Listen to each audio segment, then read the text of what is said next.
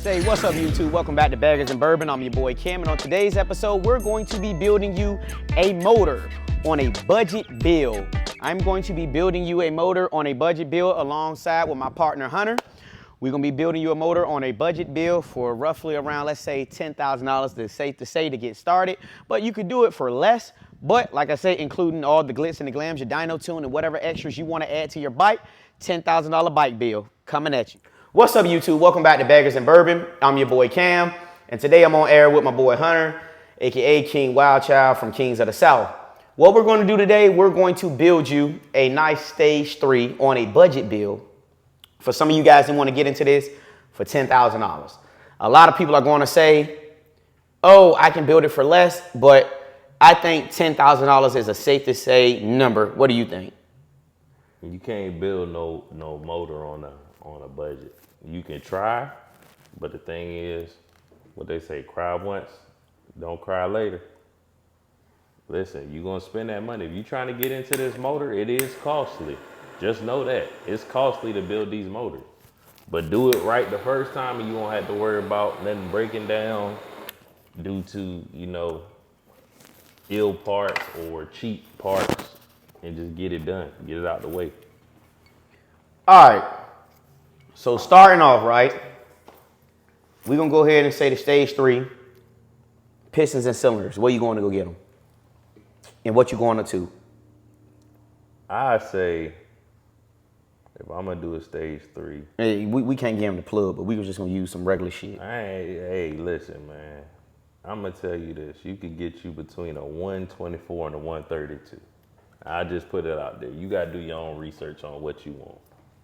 But you can get between a 124 cubic inch motor and a 132.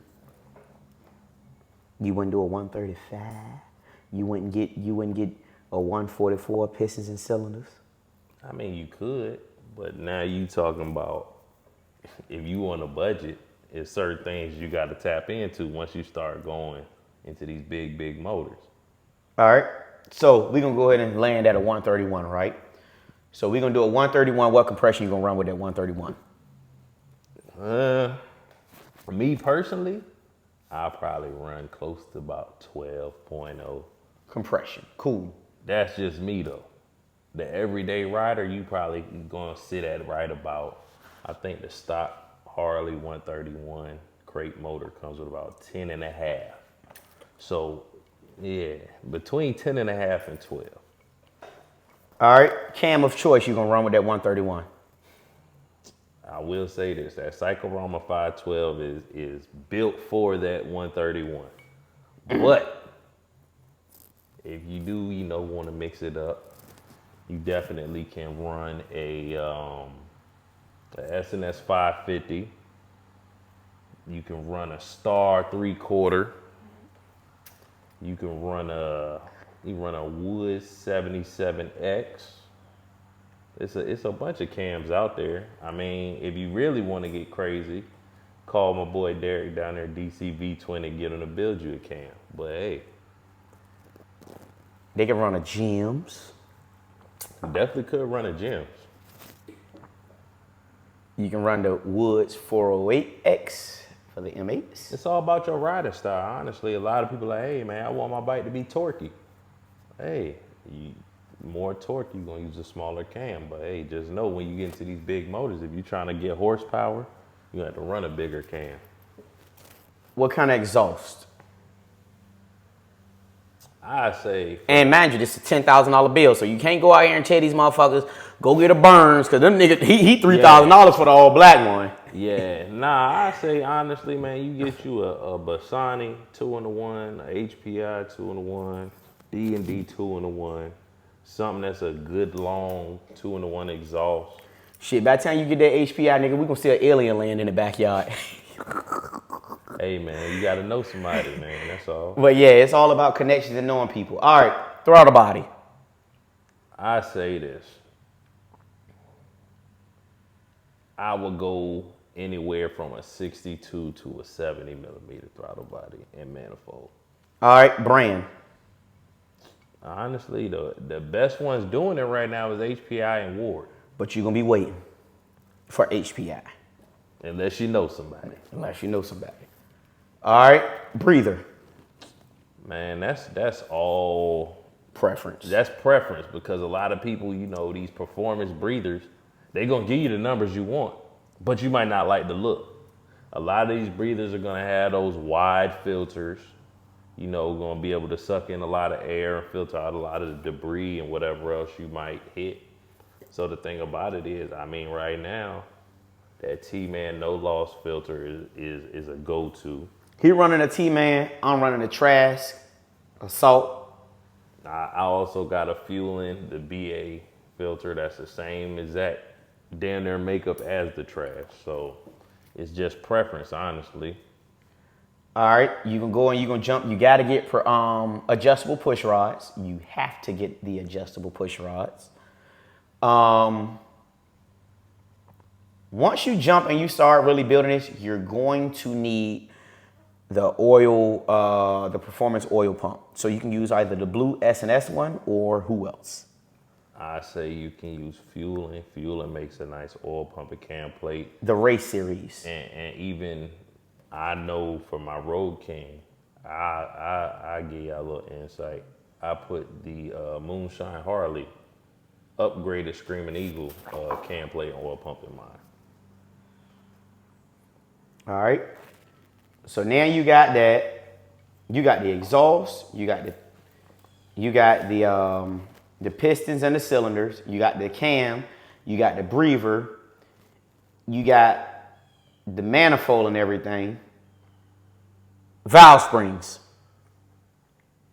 If you plan on doing a motor build and you do anything above a 475 cam, just go ahead and do your valve springs.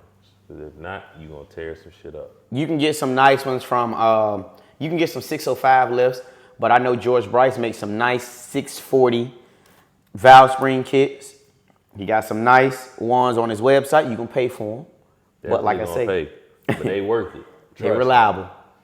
You're going to want to put you either want to put a billet clutch basket. You're going to want to either put some heavier springs. You're going to want to use a AIM pressure plate. So I'm giving you a little bit of sauce. Because once you get into this shit, you got to make sure you do what you need to do. And that's just for your clutch, right? Now, you getting funky. What do you think about crank? I'm going to tell you like this. I'm a little tipsy. When it comes to this motor, if you do the top, you're going to have to do the bottom. What's your favorite saying you say? Hey, look. I'm going to let you say it. What do you say? Cry now? Hey, cry now and you ain't got to cry later. All right. So now. Because if you do them heads and you start running into these high horsepower, these 140, 150 plus horsepower, 150, 160 foot-pounds of torque, you're going to have to do that. You're going to have to at least weld your flywheel. There's no way around it. All right. So I'm going to name you 4 people. And this is just my preference. On what I know. It's a lot more out here, right? But these are my preference. All right. So Dark Horse Crankworks, Revolution Cranks, or Revolution Performance up there. They're up north in the Midwest. They're up there by up there in the Midwest. A1 Cycles, Mike Beelan. Where he in, North Carolina? Yeah, Mike's in North Carolina. All right, and GRC. Them boys, they up in Maine. Those are 4, right? You can contact them, but like I say, them boys, they're well balanced and true your shit. I talked to Mike Beelan on the phone. And he got great prices. A lot of these guys got great prices, but this is just me busting my shit out the case. Me cracking my own shit, sending it down to him, and he doing what he need to do to my bike, right? So I got a great quote on that. Instead of me sending the whole thing and then he got to break the bitch apart and do whatever he need to do. I'm sending him whatever I need to do. Like I say, everybody ain't gonna do this, but like I say, we work on our shit. So it ain't gonna be the same for everybody. So you really want to do your crank because like I say, you can't do your top end and you don't do your bottom end. He said you're gonna want to put some good springs on your shit. And this is just a stage 3, so we're not doing the top. We ain't touching the heads. We ain't touching the heads, right? Now, for head work, again, you can send them to Zippers. You can send them to Mike Beelan at A1 Cycles. You can send them to GRC. You can send them to T-Man. You can send them to Revolution Performance. So those are 5 people right there, right? You already gave them exhaust. And a lot of this stuff, for real, you can really buy this shit online. And it's really on your performance on who you want to buy your stuff from, right? I can do you a hell of a bill off of Fuel Moto. And the shit'll be to your house, like I say. I keep telling you, he'll tell you this shit, no bullshit. You buy from them motherfuckers today. Today is Sunday. Your shit sitting on your door on Wednesday. Because they're going to pick and pull your shit and ship this shit out tomorrow, which is Monday. And that shit'll be here. Well, this is just Virginia. It'll be here by Wednesday, sitting on your motherfucking doorstep. And if you got a hella fast mechanic, because like I say, FedEx going to come early in the morning. They ain't like UPS. Especially, you know how certain shippers get, especially when you really waiting on your shit. Them motherfuckers ain't getting in your goddamn dough to 6, 7 o'clock in the afternoon. But when your old lady orders something from Amazon, oh, Lord, they here at 8:30 in the goddamn morning. But, again, a lot of you guys are shipping y'all shit out. Go on ship that shit FedEx. But, they'll get this shit here quick, right? Like I said, it's really a preference on who you willing to buy your shit from. But all of this shit we just really named, you can get this shit off of Fuel Moto. Then if you really want to get funky or whatever with everything, you can really stage 4 this shit. You can go to Zippers. You can buy the Level Z heads off Fuel Moto. You can go to Ward's. Ward's got a +1 and +2. Fuel Moto, I think they got A and a Level B. And really, or if you really, you want to get funky, you can figure out whoever you want to do. I'm pretty much sure, like I say, don't shoot me. Don't shoot the messenger, but this is what, the people that I really look at. And like I said, if y'all, any other builders and y'all looking at this shit, hey, contact me, bro, and I'll check out your shit. Hey, we all for it. But you can really get funky in your build, but even with doing the crank, that's really a stage 4 too. But like I say, you want to make your shit bulletproof. A lot of people thinking that you touch your crank, it's going to fuck up the reliability, but it's really not messing up the reliability.